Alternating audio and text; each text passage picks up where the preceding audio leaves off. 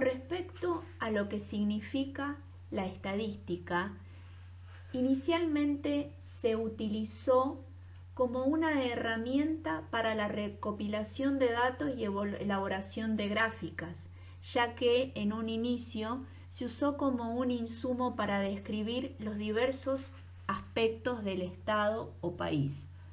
Los primeros registros de estudios estadísticos datan del año 1600, donde un estadístico inglés, John Graunt, publicó información acerca de los nacimientos y decesos.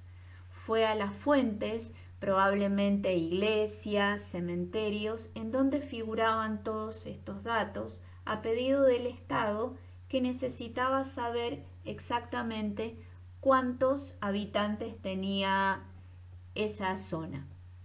A partir de allí la estadística se fue desarrollando y actualmente podemos observar que muchos gobiernos y empresas se apoyan en estos datos para dirigir sus acciones. Es importante, por ejemplo, en el caso de nuestro gobierno, tener información regular mediante la cual ellos establecen las tasas de desempleo, tasas de inflación, índices del consumidor, tasas de nacimiento, de muerte. Todo esto es un insumo necesario para tomar posteriores decisiones en lo que es la salud. Considerando que en esta asignatura nos vamos a situar en el pensamiento crítico al momento de describir y de analizar los datos, es importante que antes de comenzar a trabajar con variables y su operacionalización, estemos atentos a la importancia de lo que es la interpretación de los datos y resultados. Aquí estas frases, que se observan como bastante simpáticas, se relacionan con la forma en que los estadísticos utilizan o manipulan la información para tener sus propios objetivos.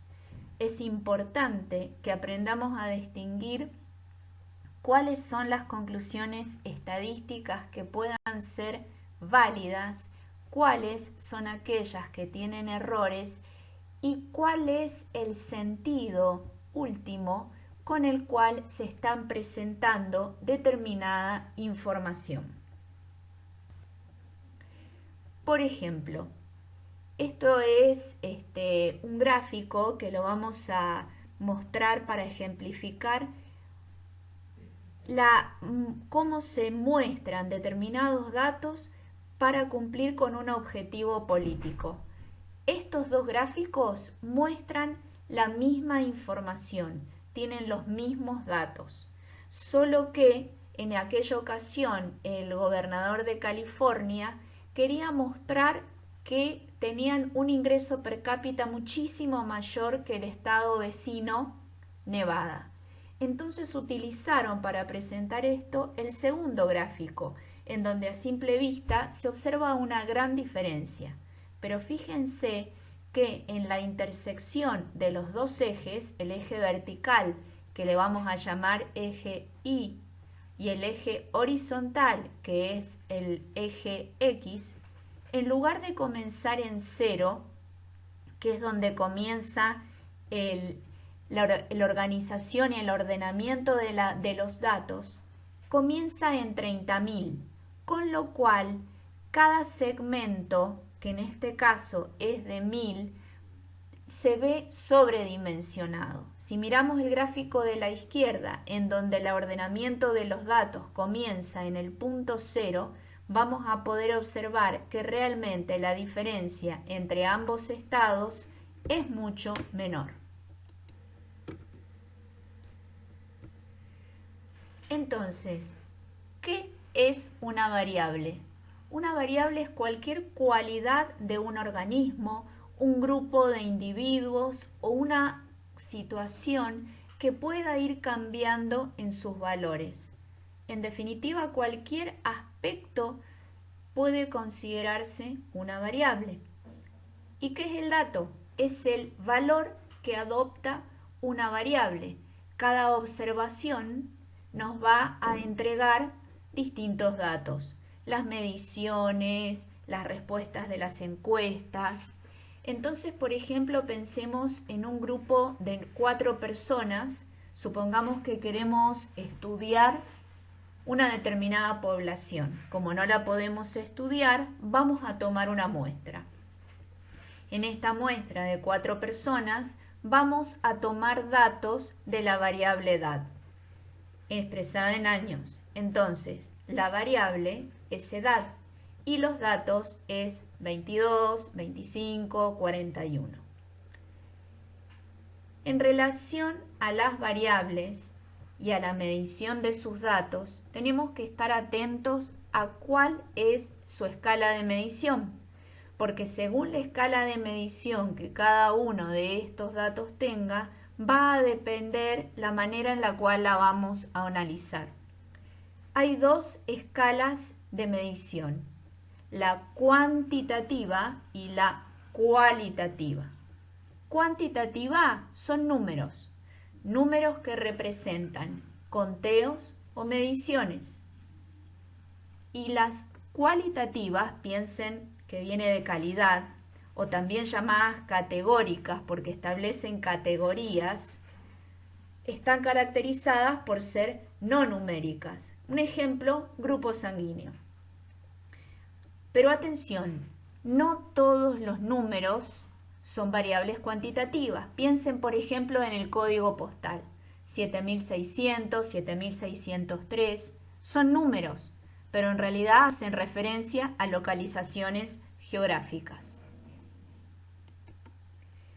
Más adelante vamos a ver que las distintas variables que se pueden dividir en cuantitativas o cualitativas, a su vez se subdividen en distintos tipos, ¿sí? Las variables cuantitativas pueden dividirse en discretas y continuas y las variables cualitativas en nominales. En definitiva, tenemos que tener en claro que la estadística de tipo descriptiva estudia cómo se comportan las variables y es lo que vamos a ver en este núcleo. En cambio, la estadística analítica estudia por qué, cuáles son las causas que hacen que cada variable se comporte de una determinada manera. Vamos ahora a cómo clasificamos las variables. Hay varias clasificaciones que dependen de los criterios y el uso que se le dé a esa variable adentro de una determinada investigación.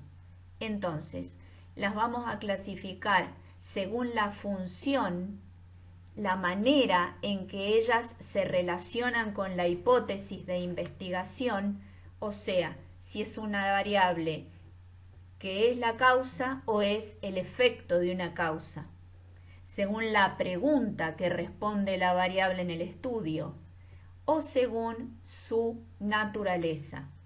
Muchas veces uno se pregunta cuántas variables deberían usarse en un estudio y la respuesta depende de cuáles son los objetivos de la investigación. Es muy importante que a partir de ahora y al finalizar estos núcleos tengamos en claro que el conocimiento no se produce según las variables que uno tenga a mano, sino que se construye a partir de una pregunta en base a la cual se van definiendo los objetivos. Vamos entonces a ir a esto de la clasificación según función.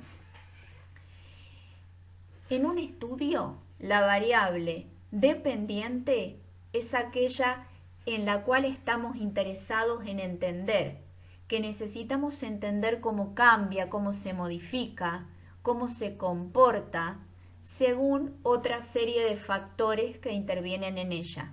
Esta es la variable dependiente, porque va a estar dependiendo de otras variables que van a estar actuando sobre ella, que son las variables independientes.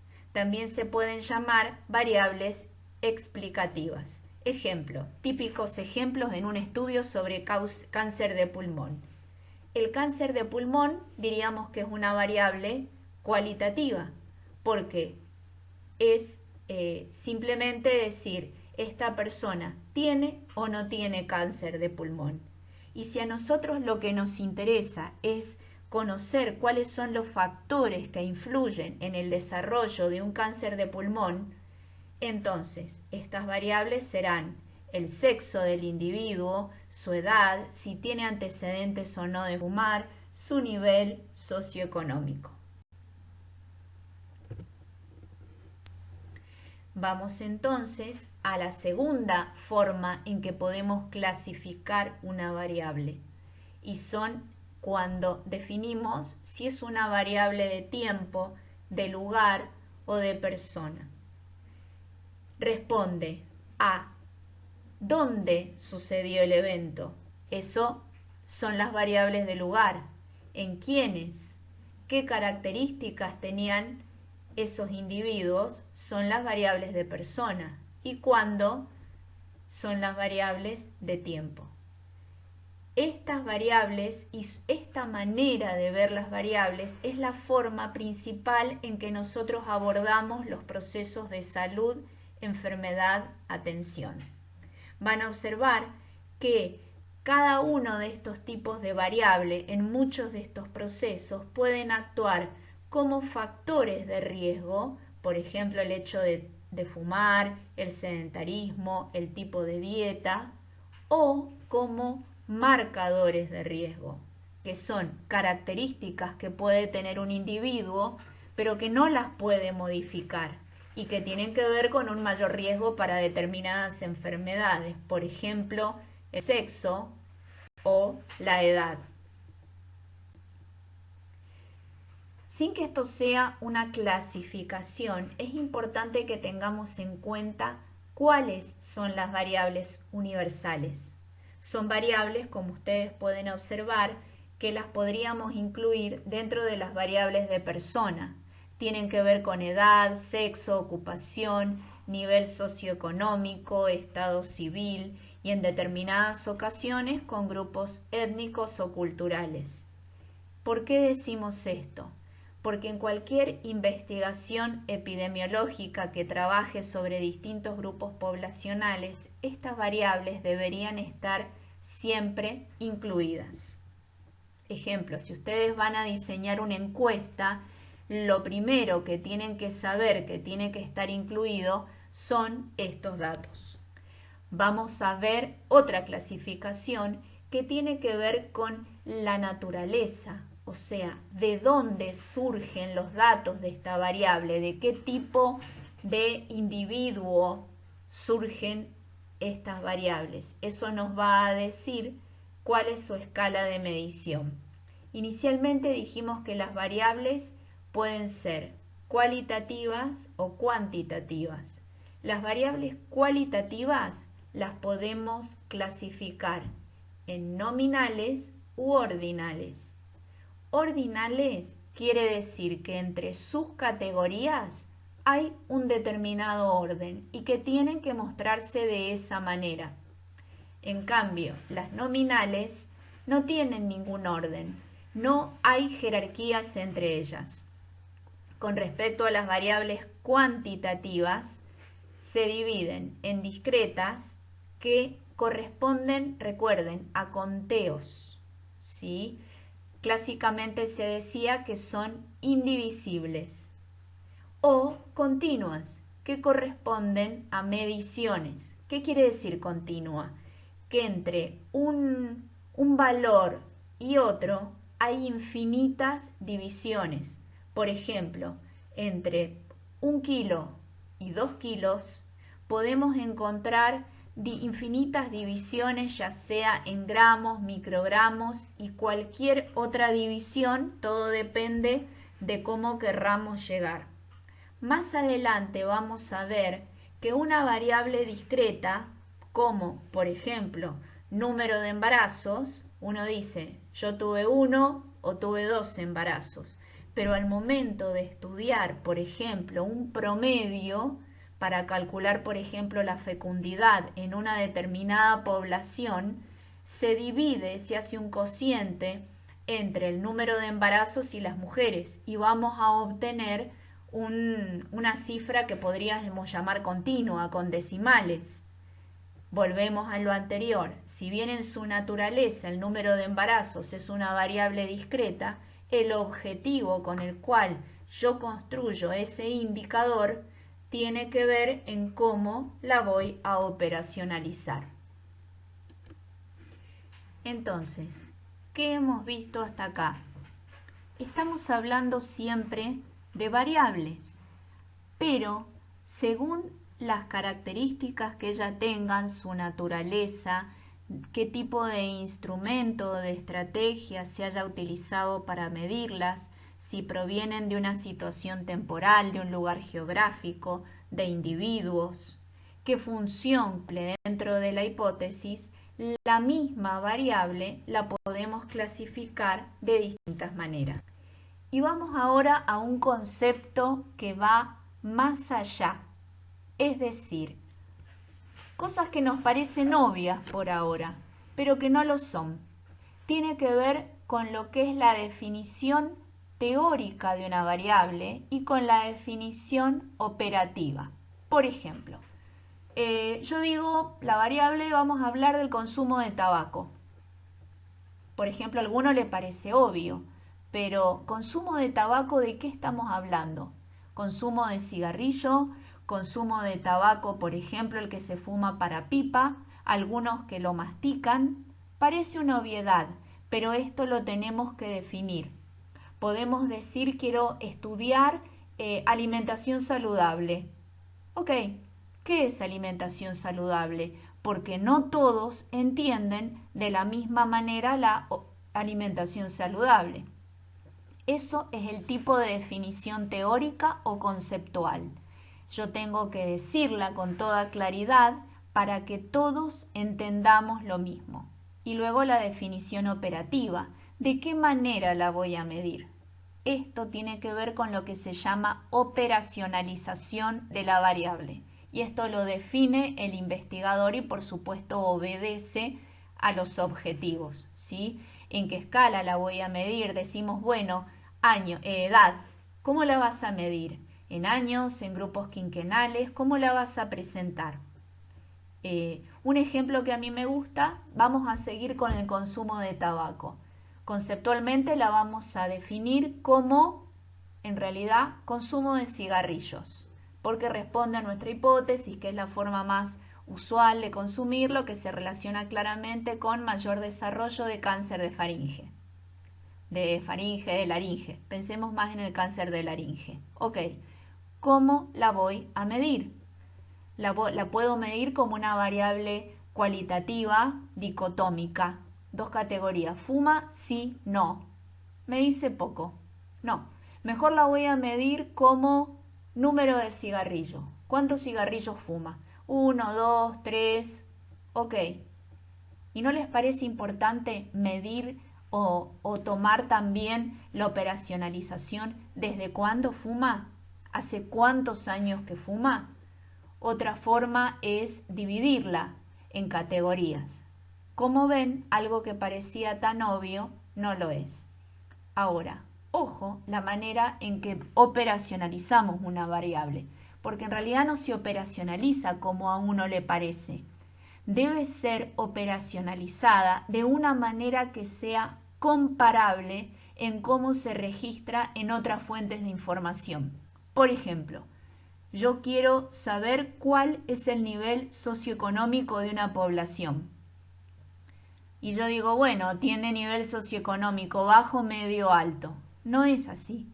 Hay una manera definida en cómo se organiza este tipo de situaciones muy complejas y si nosotros lo tomamos como nos parece, luego no vamos a poder comparar nuestra población con la situación que tiene a nivel provincial o nacional. Esto entonces tiene que quedar muy claro.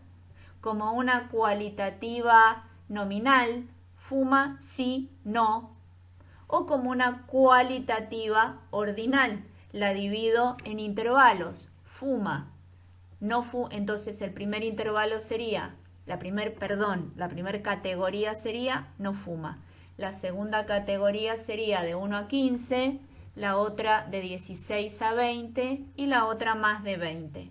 Entonces, esta variable la estoy operacionalizando como una variable ordinal.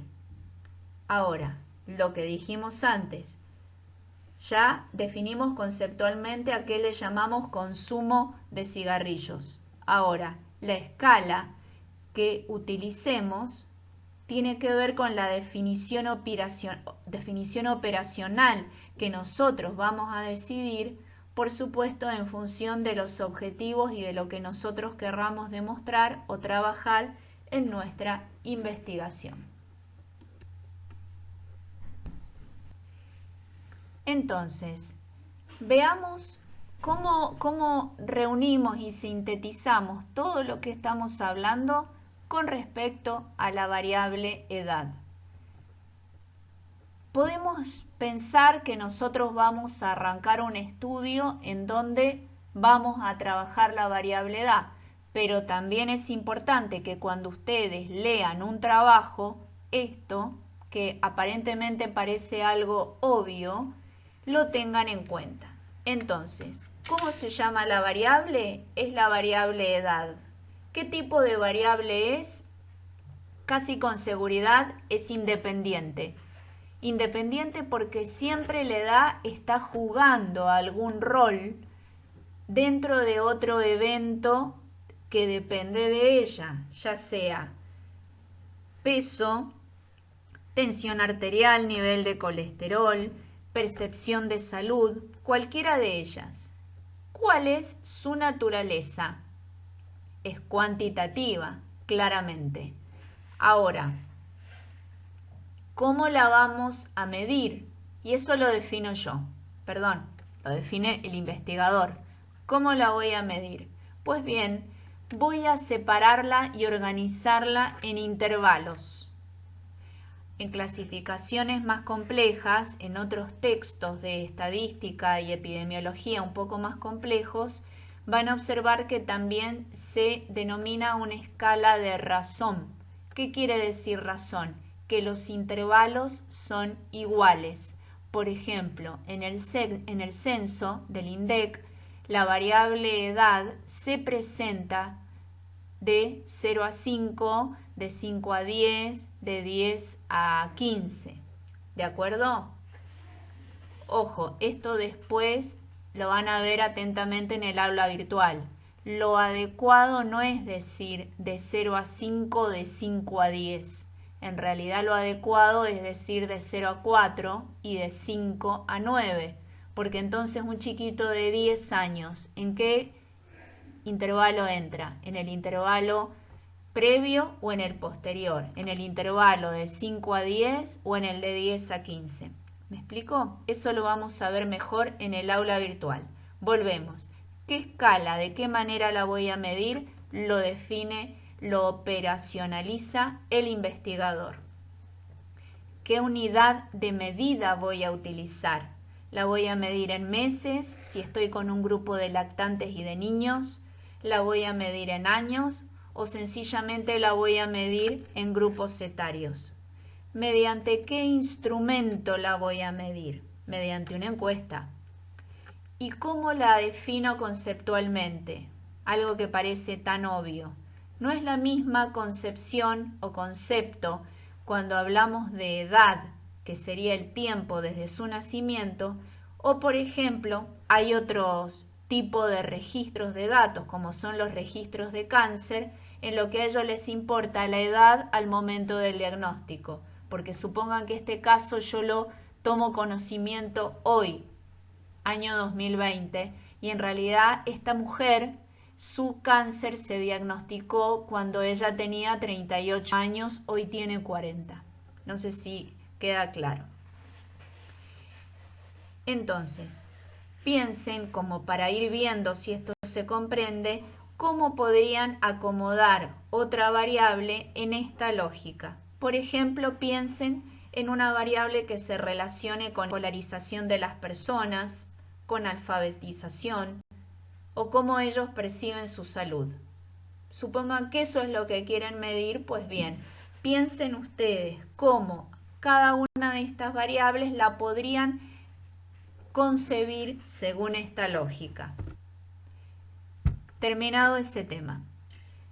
Ahora de lo que vamos a hablar es de qué manera describimos estas variables, ¿sí? Y se hacen mediante medidas de frecuencia. Y ahora cada vez nos metemos en terrenos que más tienen que ver en cómo vamos a describir, a conocer, a entender el estado de salud de una población y cuáles son sus necesidades. Todas las medidas de frecuencia que nosotros conocemos son las que nos proveen información para decidir y planificar, por ejemplo, los distintos servicios de salud, en función de las necesidades, de las demandas que nosotros observemos en la población, en función de cómo vamos a describir a esta población según estas variables que hemos tomado. Esto sirve, por ejemplo, para definir programas de prevención de enfermedades y de promoción de la salud. No vamos a salir al terreno con estrategias de promoción de la salud cuando tenemos poblaciones con una característica, por ejemplo, con un determinado nivel socioeconómico o que viven en un determinado lugar o que sus estrategias de supervivencia son tales o cuales. La estrategia de promoción de la salud va a ser muy diferente entre una y otra. O a la hora de planificar una campaña de vacunación, es fundamental saber cómo está compuesta la población a la que va dirigida, la edad de esos niños, la vulnerabilidad de los ancianos. Entonces aquí es donde entra la importancia de lo que son de frecuencia. ¿Cuáles son las principales medidas de frecuencia? Ahora que voy a hablar de medidas de frecuencia, ¿ustedes qué piensan? ¿Estoy hablando de variables cualitativas o de variables cuantitativas? ¿Estoy hablando de una variable, como podríamos considerar sexo o género, o estoy hablando de una variable cuantitativa como edad? En esta parte, en este encuentro, vamos a ver cómo describimos variables cualitativas, ¿sí? Tenemos tres maneras, o como razones, o como proporciones, o como tasas. Dejamos las tasas de lado, las vamos a ver más adelante. Vamos a pensarlas en función de razones o de proporciones. Una razón es el cociente entre dos magnitudes de distintas naturaleza. A no tiene nada que ver con B. Hago un cociente entre A y B y esto me va a permitir ver la relación que hay entre ellas. Vamos a ver que un típico ejemplo es con el sexo. A los fines pedagógicos ustedes van a ver que hablamos de sexo y no de género. ¿Sí? Esto tiene que ver con un tema pedagógico para simplificar la comprensión del concepto. ¿Qué es la proporción? Es la relación de una parte con el todo del cual ella forma parte.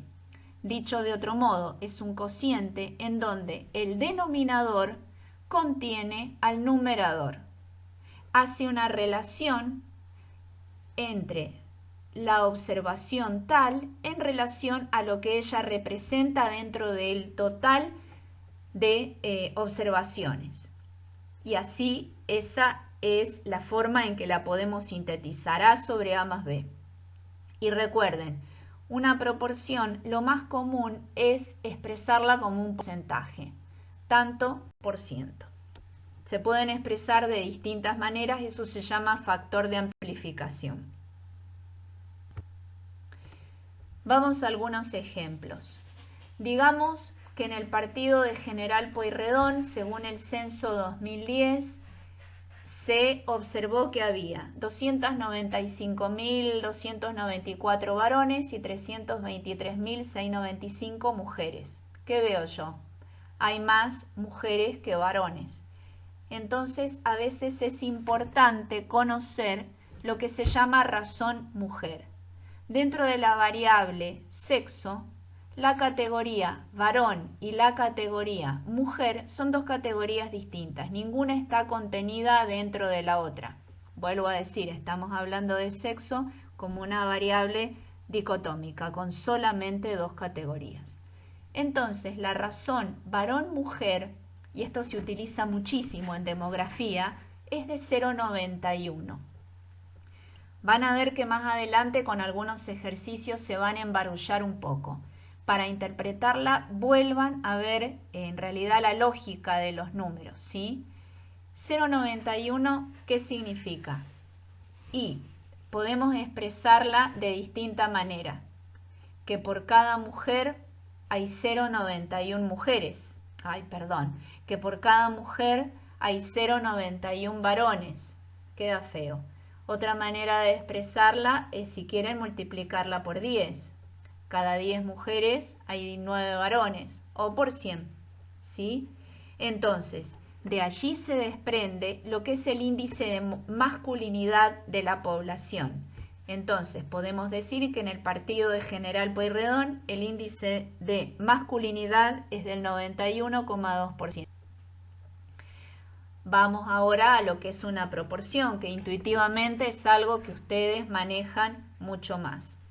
Si se registraron 5 muertes en una población de 200 personas, la proporción anual, atentos, anual, eso hay que tenerlo en claro y expresar lo que estamos hablando en lo que ocurrió durante un año, es de 5 sobre 2000, 0,025. Nadie entiende bien qué quiere decir 0,025. Entonces lo expresamos como un porcentaje y decimos, el porcentaje anual de muertes en tal población es del 2,5%.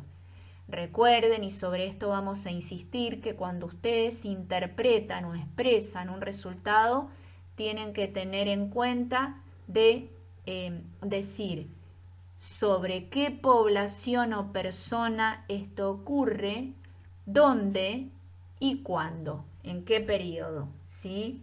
El porcentaje anual de muertes en la población del barrio tal fue de 2,5%. Vamos a volver entonces al ejemplo anterior. Según el censo 2010, en el partido de General Pueyrredón hubo 618.989 habitantes, donde ya dijimos cuánto era el número de mujeres y cuánto el número de varones.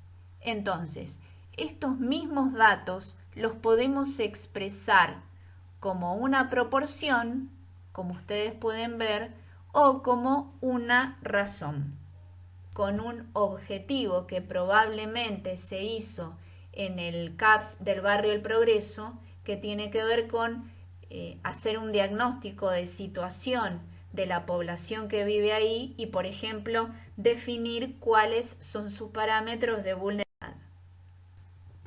Entonces, supongamos que en el protocolo de investigación queríamos medir la variable pobreza, ¿sí? Entonces, ¿a qué le llamamos pobreza? Pobreza no es lo mismo para distintas personas o lo mismo en distintos contextos. Hay que definir qué es pobreza y saber cómo la voy a operacionalizar. No se operacionaliza como a mí me parece o como lo decidimos en el grupo. Hay una manera específica.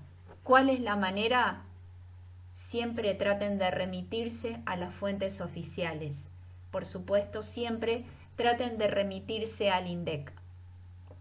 Ellos, ustedes lo van a encontrar en la página del INDEC, expresan con toda claridad cómo se miden las distintas variables. Busquen siempre en la parte del glosario. Entonces, ejemplo, nosotros o el grupo, el equipo de salud del CAPS decide describir cuáles son las características socioambientales de los habitantes del barrio. Entonces, ¿cómo operacionalizan las distintas variables para medir las características socioambientales? definen tipo de vivienda. Este tipo de vivienda, así como está operacionalizada, está determinado, por ejemplo, por cómo la toma el INDEC. Número de habitaciones, ¿sí? Número de habitantes por vivienda. Si hay o no hay basurales a cielo abierto, hay o no hay corriente, hay o no hay cloacas. ¿Cuál es el nivel de educación del jefe de familia? ¿Cuál es su condición laboral? Piensen qué tipo de variables son todas estas y aquí en este ejemplo piensen cuál es la variable dependiente y cuáles actúan o funcionan como independientes. Todo esto lo vamos a ampliar en lo que es el aula virtual. Bueno, damos por terminado este encuentro, esperamos que les haya sido útil y quedamos en contacto. Cualquier duda nos escriben por el foro. Muchísimas gracias y mucha suerte.